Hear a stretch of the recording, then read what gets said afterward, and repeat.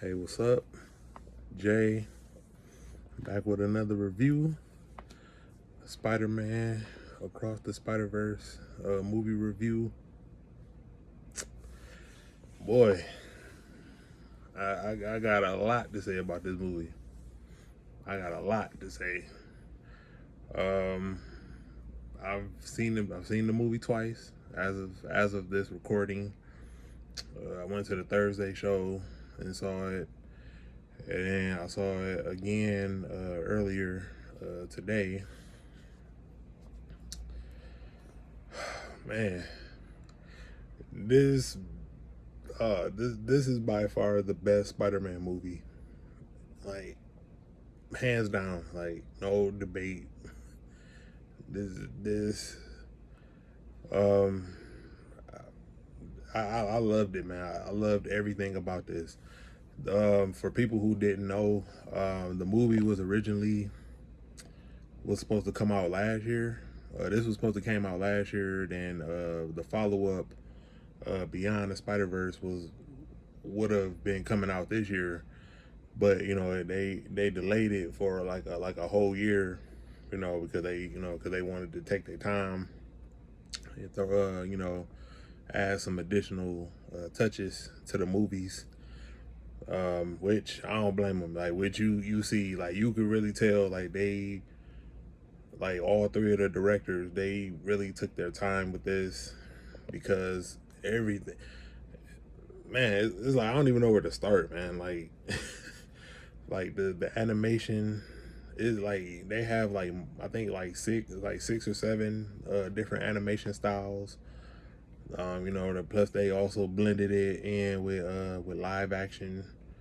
Um, yeah, man, this was nice, man. The music, like the colors, like all of the different colors were so unique, especially like based off like characters' emotions. Like the different colorings pretty much supposed to express, like how the characters are feeling in that particular moment. Man, this shit is nice, man. I love this shit, man. I felt like a fucking kid.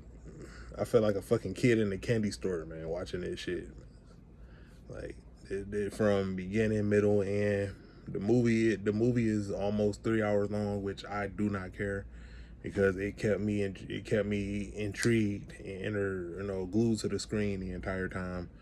I wasn't getting up and kept looking at my phone, and every 5-10 minutes like most people do, because they got short attention spans. But yeah, man, this there's nothing bad I can say about this movie. Nothing. We pick up. The movie takes place. I think 16 months. Yeah, 16 months after the first movie. So everybody, you know, a little older. Got a little more development. Got stuff going on. So the movie starts off with Gwen Stacy, Spider Woman, and her universe. Her origin, because in the first movie, we just got like a little 30 second clip of her origin in the first movie. But in this one, they kind of fleshed it out more. Like the first 15 minutes of the movie, they kind of fleshed out her backstory. Like, she was kind of like, she was in a band, and she only had one real best friend, which was the Peter Parker of her universe, who didn't become Spider-Man. Typical, he got picked on a lot and bullied and harassed. Then he ended up becoming the Lizard, and Gwen as Spider Woman intervened and stopped him, and he ended up dying in the process when he reverted back to his human form, because the serum was unstable when he took it. And he wanted to get payback, so he ended up dying in the process. And Gwen's father, George Stacy, is a lieutenant, you know, for the police department, and he views he thinks Spider-Woman killed Peter Parker, and he's on the hunt for her and whatnot. Then we later later pick up with Gwen also encounters a version of the Vulture, but from a different universe, not her version. And then during the fight, we get to meet Miguel O'Hara, Spider-Man 2099, and Jessica Drew, Spider-Woman, who is pregnant. So they ended up letting her join the little spider society and whatnot, and then we pick up with Miles, and we catch up with him, and he's trying to balance out his personal life and his superhero life, and he's realizing what Peter Parker went through. Yeah, man, this shit was great, man. Like I said, I ain't gonna sit up here and recap the entire movie, because this video will be 30 minutes long. But yeah, man, just like all the cameos, we got a shit ton of cameos, man. We got Donald Glover as a live action version of the Prowler, which if you saw Spider-Man Homecoming, you saw him as Aaron Davis, and he somewhat mentioned Miles in the MCU, so we get to see Miles, like the animated Miles, looking at Donald Glover's Prowler. He's like, it's rude to stare. Like that was great. We got to see the PS4 Spider-Man, voice again by Yuri Lowenthal, which he only got like one line of dialogue. We got Spectacular Spider-Man, voiced by Josh Keaton, which he also only got one line of dialogue. We get like little like clips of, even though they weren't physically in the movie, but like Tobey Maguire and Andrew Garfield Spider-Man, they do appear in the movie as active footage from their respective films. So we get like pretty much like the scene from Amazing Spider-Man 1, where Peter is talking to George Stacy, who died while he was dying after fighting the Lizard. And then we get the clip from Tobey Maguire's Spider-Man movie, where he's talking to Uncle Ben as he's dying. So I kind of like how they kind of snuck them in there, even though they weren't there physically. Like, they just used active footage from the previous movies, and that was dope. But of course, no Tom Holland in this movie. I was like, I know the reason. I know the reason for that one. They saving him for the third one. They saving Tom Holland for the third one. But yeah, man, like I said, shit ton of cameos. Like I said, I think they said it was like a total of like 280 different Spider-Men, in this movie. And it's like, if you blink, you'll miss it. The movie does end on a cliffhanger. Miles, Miles ends up in the wrong dimension at the end of the movie, after fighting Miguel O'Hara and the other spider people who were trying to prevent him from saving his dad, telling him, due to canon, all Spider-Men are destined to have tragedies. which is what makes them who they are. And Miles, they tell Miles that, hey, your dad is gonna, when he becomes captain, he's gonna of the police force, he's gonna die 2 days from now.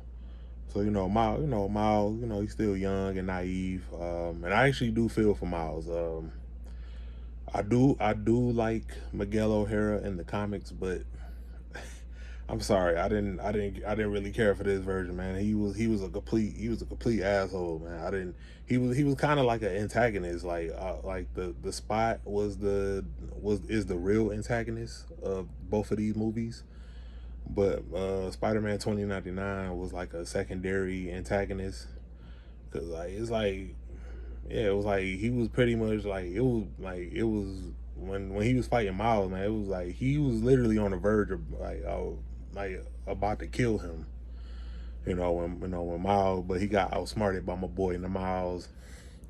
I got overpowered, but yeah, man, I didn't like how they betrayed 2099. I mean, I get why, for story, for the sake of the story, you know, which is you know, which is a good thing because this shit was great. But yeah, I don't really like how they betrayed Miguel O'Hara, man. He was somewhat like a villain, man, secondary villain. But the movie ends on a cliffhanger, and Gwen and Peter B. Parker and like the like Spider Ham, Spider Man Noir, um, Penny Parker, along with Spider Punk, which he was a huge he was a huge man. He was a huge factor in this movie, man. Very likable, voiced by Daniel Kaluuya. Great.